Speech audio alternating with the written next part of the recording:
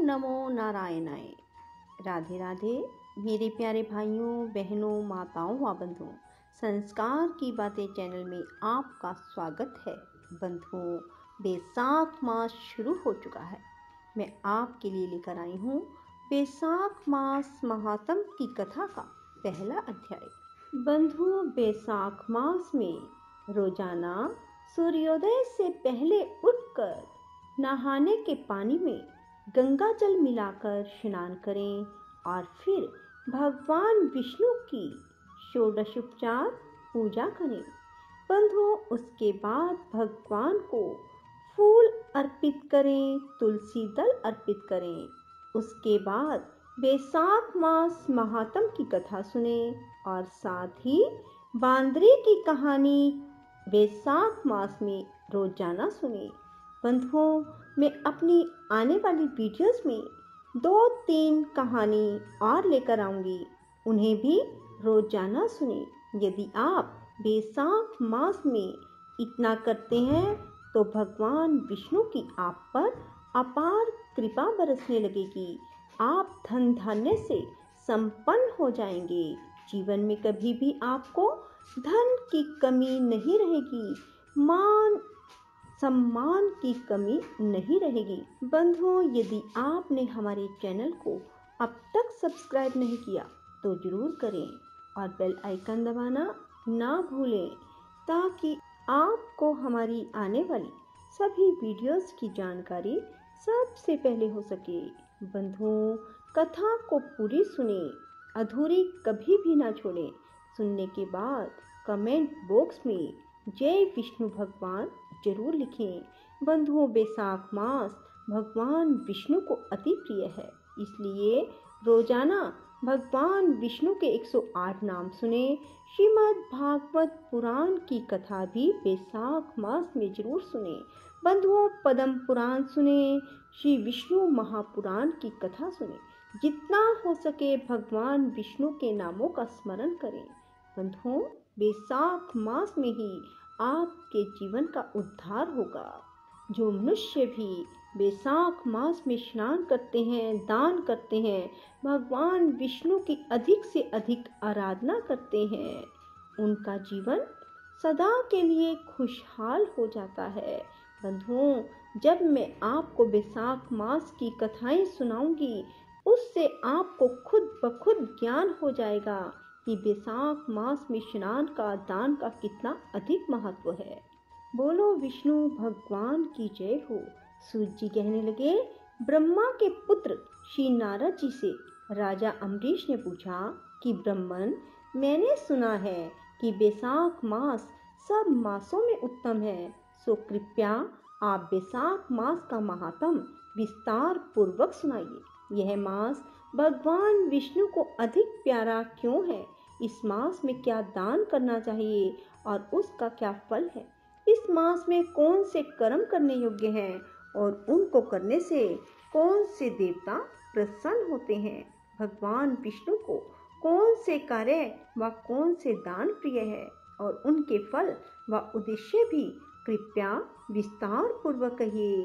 भगवान का पूजन कैसे और किन वस्तुओं से करना चाहिए? नारद जी बोले, हे राजन, सब मासों का वृतांत भगवान ने लक्ष्मी जी से कहा और मुझसे ब्रह्मा जी ने सुनाया।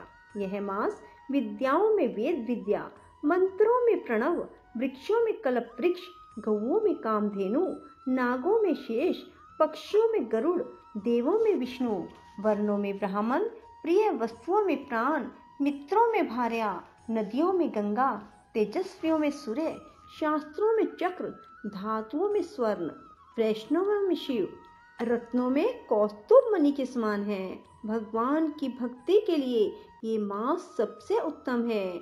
मेष राशि की संक्रांति अर्थात बैसाख मास में जो सूर्योदय से पहले स्नान करता है, उस पर भगवान लक्ष्मी सहित सदा प्रसन्न रहते हैं।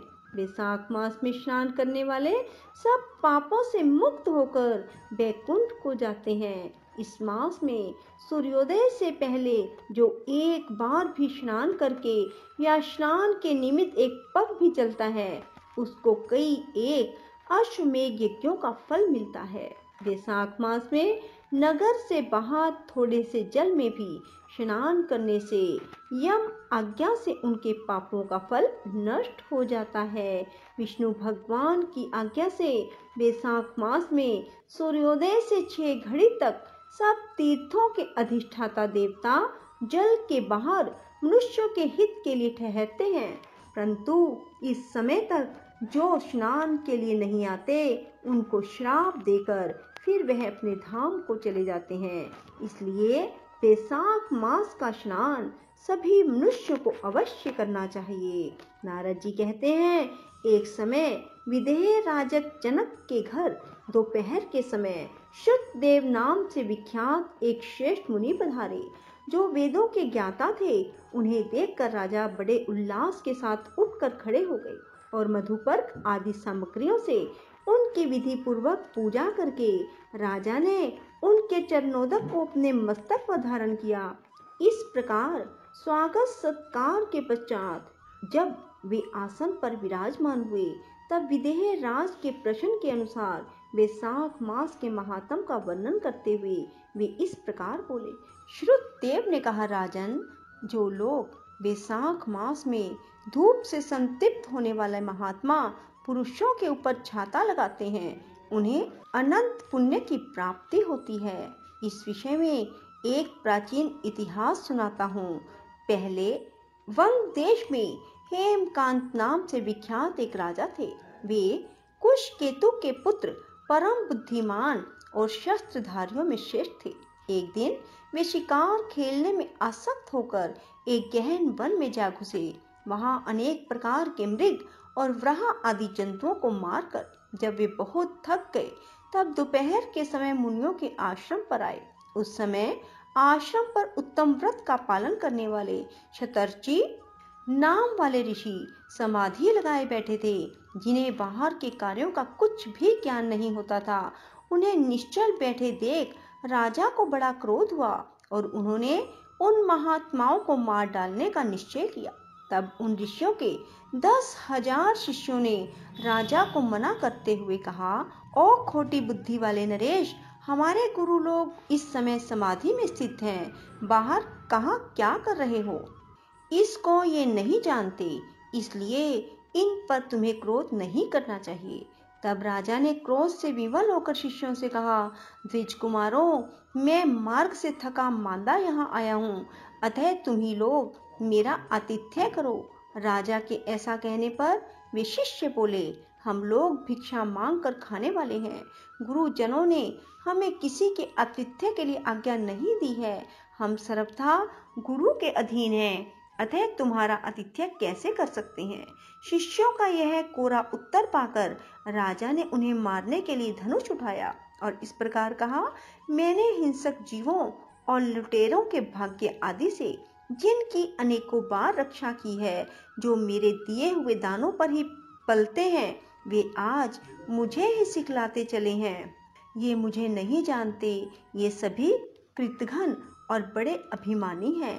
इन आतताइयों को मर डालने पर भी मुझे कोई दोष नहीं लगेगा। ऐसा कहकर वे कुपित हो धनुष से बाण छोड़ने लगे। बेचारे शिष्य आश्रम छोड़कर भय से भाग चले। भागने पर हेमकांत ने उनका पीछा किया और 300 शिष्यों को मार गिराया। शिष्यों के भाग जाने पर आश्रम पर जो कुछ सामग्री थी उसे राजा के पाप आत्मा सैनिकों ने लूट लिया। राजा के अनुमोदन से ही उन्होंने वहां इच्छा अनुसार भोजन किया। तत्पश्चात दिन बीतते बीतते राजा सेना के साथ अपनी पुरी में आ गए। राजा कुशकेतु ने जब अपने पुत्र का यह अन्यायपूर्ण कार्य सुना, तब उसे राज्य करने के अयोग्य जानकर उसकी निंदा करते हुए उसे देश निकाला दे दिया। पिता के त्याग देने पर हेमकांत घने वन में चला गया। वहां उसने बहुत वर्षों तक निवास किया। ब्रह्म हत्या उसका सदा पीछा करती रहती, इसलिए वह कहीं भी स्थिरता पूर्वक नहीं रह पाता था।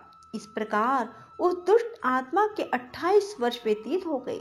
एक दिन वैशाख मास में जब दोपहर का समय हो रहा था, महामुनि तीर्थ यात्रा के प्रसंग से उस वन में आए। वे धूप से अत्यंत संतप्त और तृषा से बहुत पीड़ित थे, इसलिए किसी वृक्षहीन प्रदेश से मूर्छित होकर गिर पड़े। देव योग से हेमकांत उधर आ निकला। उसने मुनि को प्यास से पीड़ित, मूर्छित और थका मांदा देख उस पर बड़ी दया की। उसने पलाश के पत्तों से छत्र बनाकर उनके ऊपर आती हुई धूप का निवारण किया। वह स्वयं मुनि के मस्तक पर छाता लगाए खड़ा हुआ और तुम्बी में रखा हुआ जल उनके मुंह पे डाला। इस उपचार से मुनि को होश आया और उन्होंने क्षत्रिय के दिए हुए पत्ते के छत्ते को लेकर अपनी व्याकुलता दूर की। उनकी इंद्रियों में कुछ शक्ति आई और वे धीरे धीरे किसी गांव में पहुंच गए। उस पुण्य के प्रभाव से हेमकांत की 300 ब्रह्म हत्याएं नष्ट हो गई। इसी समय यमराज के दूत हेमकांत को लेने के लिए वन में आए। उन्होंने उसके प्राण लेने के लिए संग्रहणी रोग पैदा किया। उस समय प्राण छूटने की पीड़ा से छटपटाते हुए हेमकांत ने 3 अत्यंत भयंकर यमदूतों को देखा, जिनके बाल ऊपर की ओर उठे हुए थे। उस समय अपने कर्मों को याद करके वह चुप हो गया।